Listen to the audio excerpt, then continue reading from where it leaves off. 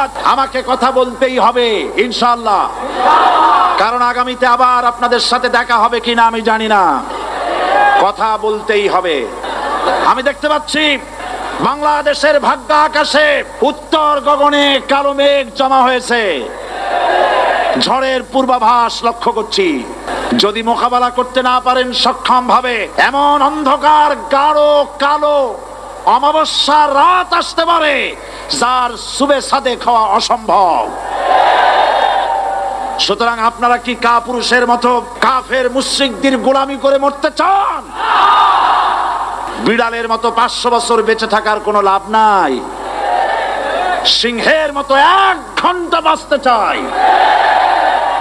আমাদেরকে বলা হয় সাম্প্রদায়িক উস্কানিমূলক কথা নাকি আমি বলি, পত্রপত্রিকা দিছে না তারা, সাম্প্রদায়িক উস্কানি কথা, সাম্প্রদায়িক উস্কানিমূলক কথা বলি, সেই জন্যই বোধহয় শত শত মুসলিম আমাদের কাছে এসে মুসলমান হয়।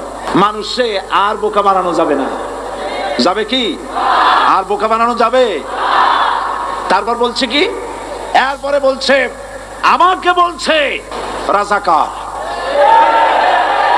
শুনে রাখো চট্টগ্রামের লক্ষ লক্ষ জনতা, পার্লামেন্টে যখন আমাকে এই কথা বলা হয়েছিল, আমার পার্লামেন্টের কলিগ জাফরুল্লাহ চৌধুরী সাহেব বসে আছেন এখানে, প্রধানমন্ত্রী সুদ্ধা, অন্তত 3 শতাধিক পার্লামেন্টের সম্মানিত সদস্যরা সেদিন বসা।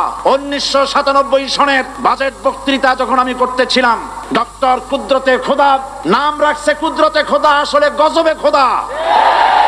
এই লোকটি নাস্তিক, ইসলামের চূড়ান্ত দুশমন।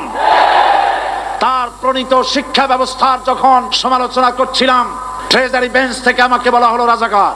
আমি আমার সমস্ত শক্তি একত্রিত করে বলেছিলাম শুধুমাত্র হিন্দুস্তানের রাজাকারেরাই আমাকে রাজাকার বলতে পারে।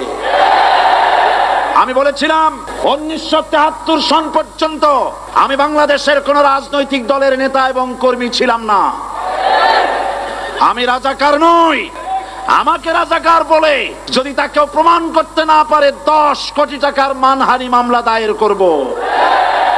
আমার এই বক্তব্য সারা দুনিয়া শুনেছে, পার্লামেন্টে আমার এই বক্তব্য রেকর্ড হয়ে আছে। সেদিন 3 শতাধিক পার্লামেন্ট মেম্বারের কেউ আমার চ্যালেঞ্জ গ্রহণ করেন নাই। আবু হুরায়রা রাদিয়াল্লাহু তাআলা আনহু বলেন, রাসূল সাল্লাল্লাহু আলাইহি ওয়াসাল্লাম বলেছেন, আকবরুল কাবারা সালাসা, সবচেয়ে বড় পাপ 3টি। 1, আল ইশরাকু বিল্লাহ, আল্লাহর সাথে শিরক করা।